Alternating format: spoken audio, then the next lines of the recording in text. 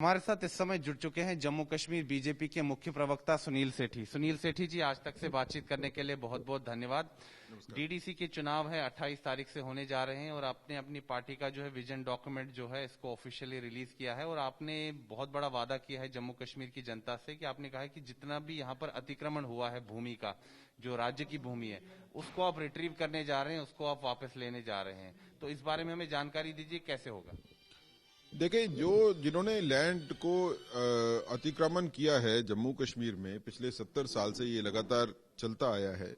जम्मू कश्मीर शायद एक ही राज्य था, जब ये राज्य था, एक ही ऐसा राज्य था कि जहां पे सरकारें लोगों को प्रेरित करती थी कि आप इंक्रोचमेंट करिए, और सरकार में रहने वाले मंत्री और यहां तक कि चीफ मिनिस्टर भी जो है वो सरकारी जगहों को इंक्रोच करके बैठे हुए थे। और जब ये इंक्रोचमेंट, क्योंकि इंक्रोचमेंट्स को रिमूव करना तो सरकार का काम था, सरकार जब खुद ही इंक्रोचमेंट्स पे लगी हुई थी तो किसी को क्या रोकना था।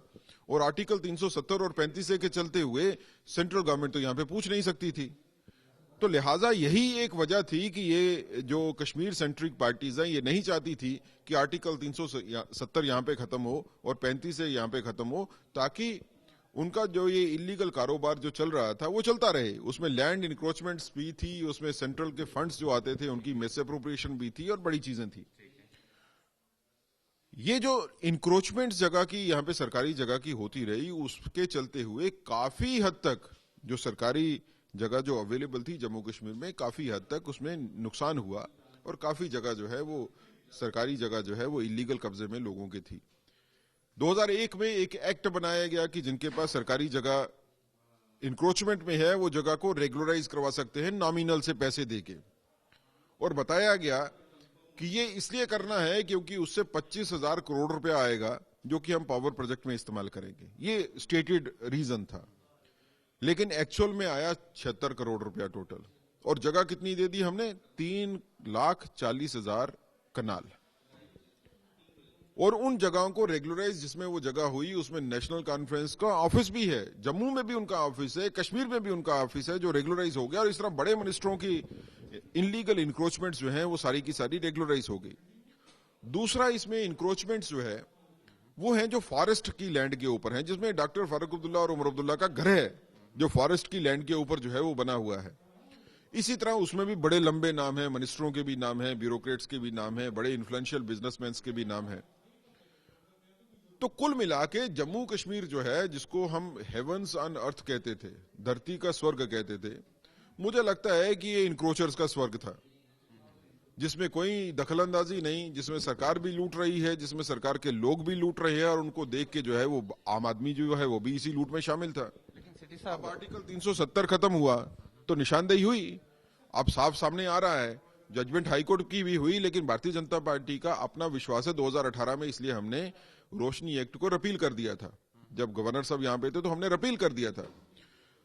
अब हमको वो सारी की सारी इंक्रोचमेंट्स को वापस लेना है, चाहे वो रोशनी एक्ट में रेगुलराइज जगह है उनको भी वापस लेना है, उन सभी को वापस लिया जाएगा। 3,40,000 कनाल जगह जो रोशनी एक्ट के चलते हुए रेगुलराइज हुई, वो 3,40,000 कनाल जगह जो है वो सरकार वापस लेगी।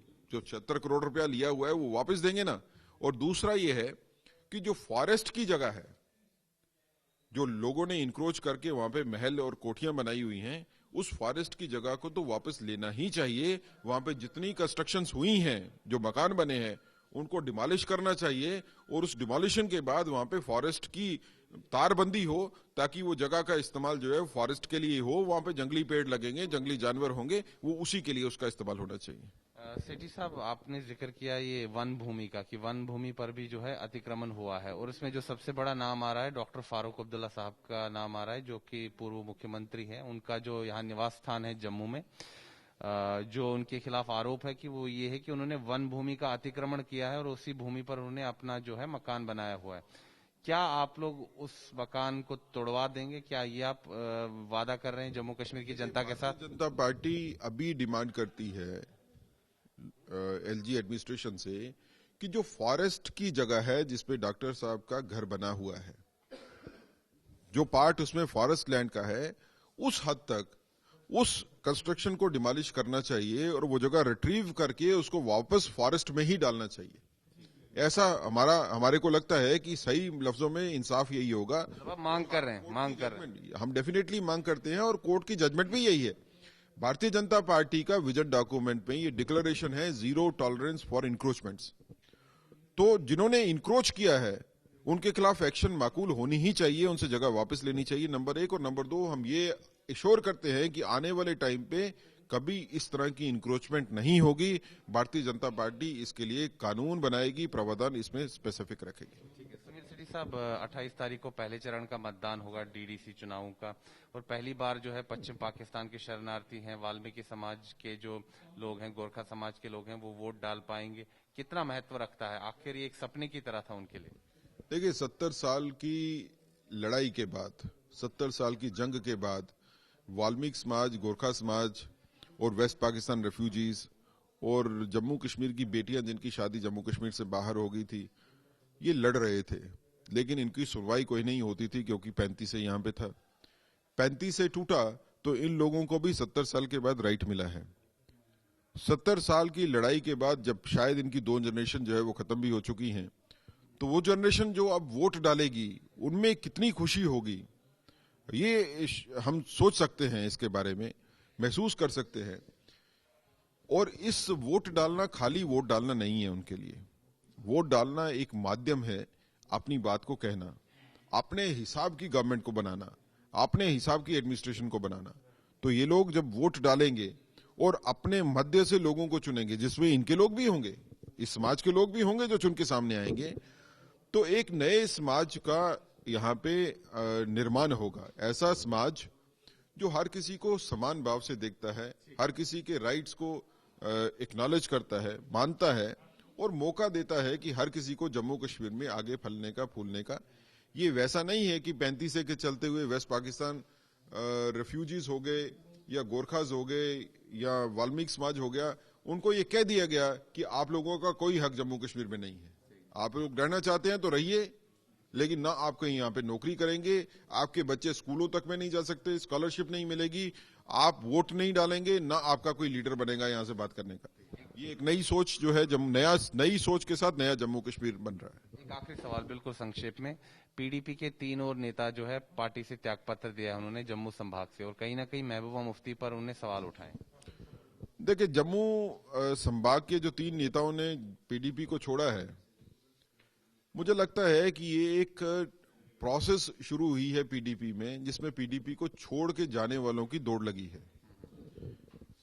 महबूबा जी की डेली बेस के ऊपर स्टेटमेंट आनी, pro Pakistan, pro militant, pro separatist और राष्ट्रीयता को, राष्ट्रीय भावनाओं को ठेस पहुंचाना, कोशिश करना कि नेशनल इंटीग्रिटी जो है वो कैसे खत्म हो सकती है, ये स्टेटमेंट जो है ये जम्मू कश्मीर में बर्दाश्त नहीं होती।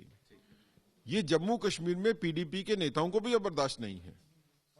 और दूसरी बात, पीडीपी का नेशनल कॉन्फ्रेंस के साथ जाके बैठ जाना, और जिसमें महबूबा जी डॉक्टर फारूक अब्दुल्ला के अंडर अब काम करती हैं। ऐसी महिला जो थोड़ी देर पहले चीफ मिनिस्टर थी, जिसकी पार्टी नेशनल कॉन्फ्रेंस को हरा के ही यहां पे आई थी, जिसकी पार्टी बनी ही इसलिए थी कि नेशनल कॉन्फ्रेंस को अपोज करना है, आज वो नेशनल कॉन्फ्रेंस की सेकंड फिडल बन गई। तो पीडीपी का वर्कर, पीडीपी का लीडर बड़ा असमंजस में है। उसको समझ नहीं आता कि किस रास्ते में जाए। जिनको गालियां निकालने के लिए उनकी क्रिएशन हुई थी, जिनके खिलाफ लड़ने के लिए क्रिएशन हुई थी, आज उन्हीं के पास बैठ के उनकी बी टीम बनना पड़ता है, उनका सबॉर्डिनेट बनना पड़ता है। ये बर्दाश्त नहीं है। और जम्मू संभाग में खासकर अगर आप बात करेंगे, जम्मू संभाग में पीडीपी के जो नेता हैं उनको ये साफ हो गया है कि इस तरह की बयानबाजी जैसे महबूबा जी करती हैं, उस तरह की बयानबाजी के बाद जम्मू में राजनीति नहीं होती, इसलिए सभी भाग रहे हैं। आज तक से बातचीत करने के लिए बहुत बहुत। तो ये थे जम्मू कश्मीर बीजेपी के मुख्य प्रवक्ता सुनील सेठी, और साफ तौर पर इन्होंने कहा है कि जो डीडीसी चुनाव यहाँ होने वाले हैं उसके लिए जो विजन डॉक्यूमेंट बीजेपी ने रिलीज किया है उसमें इन्होंने वायदा किया है कि भारतीय जनता पार्टी की जो है 0 टॉलरेंस की नीति होगी अतिक्रमण के विरुद्ध। वीडियो जर्नलिस्ट नीरज कुमार के साथ मैं सुनील भट्ट, जम्मू।